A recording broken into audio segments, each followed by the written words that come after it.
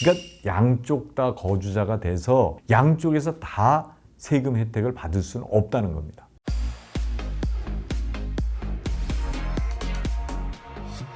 안녕하세요. 행복한 상속의 홍순기 변호사입니다. 이번 시간에는 지난 시간에 예고를 드린 대로 그 거주자하고 비거주자에 따라서 세금이 엄청나게 차이가 많이 나는데, 그러면 거주자와 비거주자를 판단하는 기준이 뭐냐, 이런 데 대해서 질문을 많이 주셨는데 거기에 대해서 좀 말씀을 드리겠습니다. 아직까지 구독자가 아니시면 구독, 좋아요 눌러주시면 큰 힘이 되겠습니다.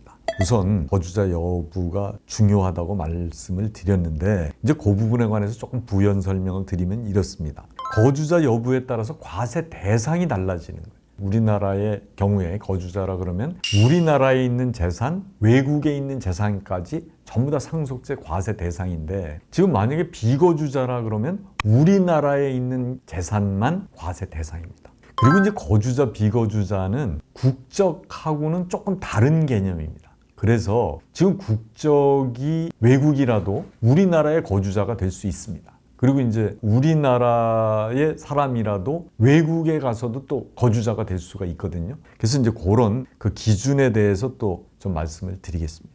우선 우리나라에서 거주자를 판단하는 기준입니다. 그 상속세 및 증여세법에서 거주자라고 나와 있는 건 뭐냐면, 국내에 주소를 두거나 183일 이상 거소를 둔 사람, 이렇게 돼 있습니다.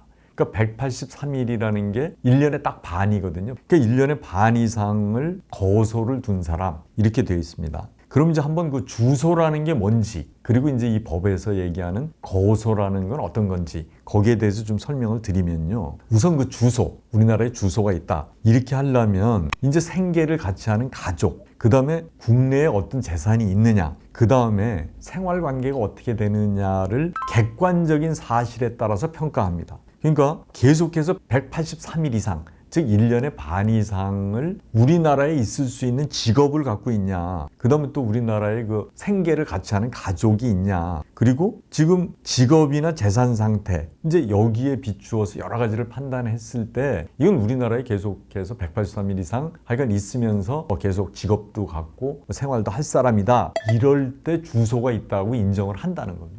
그리고 이제 생활관계의 객관적인 사실, 거기에 따라서 판정을 한다, 이렇게 말씀을 드렸는데, 그럼 생활관계의 객관적 사실이라는 게 뭐냐? 이게 국세청에서 판단하는 기준은 우선 거주 형태가 자가인지 임대인지, 그 다음에 직업은 뭔지, 주민등록이 돼 있는지, 그 다음에 국적이나 영주권을 취득했는지, 그 다음에 출입국 기록은 어떻게 되는지, 운전면허는 어떻게 되는지, 국민연금, 건강보험, 그 다음에 재산, 회원권을 어떻게 사용하는지, 그 다음에 보험은 어떻게 들었는지, 휴대폰이 우리나라에 개통된 휴대폰이 있는지, 이걸 다 따집니다. 이런 거. 그리고 이제 거소라는 건 주소하고는 조금 다른 개념인데요. 그러니까 주소지 외의 장소 중에서 상당 기간에 걸쳐서 거주하는 장소. 그러니까 주소가 외국에 있는 사람이라도 이제 우리나라에 거소를 둘 수가 있는데, 그게 183일 이상이면 이제 국세청에서 인정을 해 준다는 거죠. 그리고 이제 이 183일 이상 거소를 둔 것으로 인정이 돼야 우리나라에서 거주자로 인정을 받을 수 있다는 겁니다.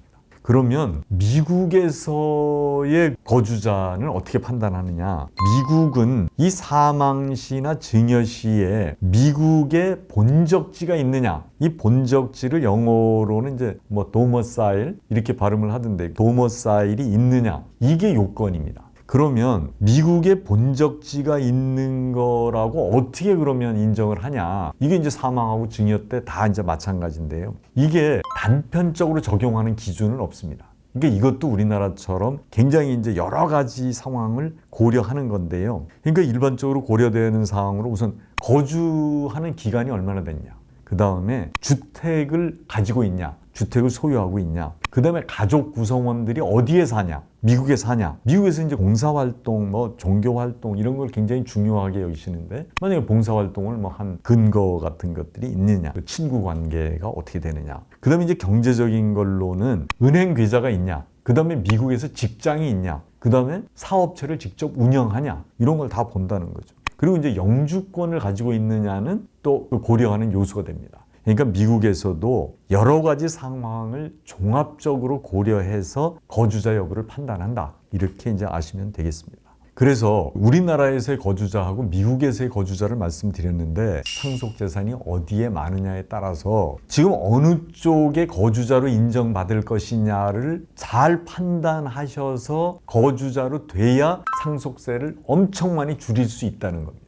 그러니까 예를 들어서 미국에 재산이 많은 분은 미국 거주자로 인정되면 거의 상속세 안 내도 되는 거고, 지금 우리나라 경우도 만약에 우리나라 거주자로 인정되면 모든 공제 혜택을 다 받을 수 있는 거잖아요. 기본 공제도 받고 배우자 공제도 우리나라 같은 경우는 30억까지 배우자 공제가 되는 거고 기본 공제는 5억이 되는 거고, 그러니까 이런 거를 혜택을 거주자만 받을 수 있다, 이렇게 아시면 좋겠고요. 그러면 이제 마지막으로 한국하고 미국에서 양쪽 다 거주자로 인정되는 경우에 그럼 국세청에서 어떻게 하느냐, 이건 이제 잘 하셔야 되는데, 이게 이제 양국 간에는 아까 이제 국제사법이라는 것도 있고 또 협약 같은 게 많이 있습니다. 특히 이제 이중과세 방지 협약 같은 게 있습니다. 무슨 얘기냐면 예를 들어서 미국 시민권자가 우리나라에서 부동산이 있어서 여기서 만약에 상속세를 냈다 그러면 미국에서는 그걸 다 고려해 주는 거죠. 만약에 거주자가 미국에 있는 부동산에 관해서 미국에다 상속세를 냈다, 그럼 우리나라에서 거기에 대해서 다시 상속세를 받지 않는다,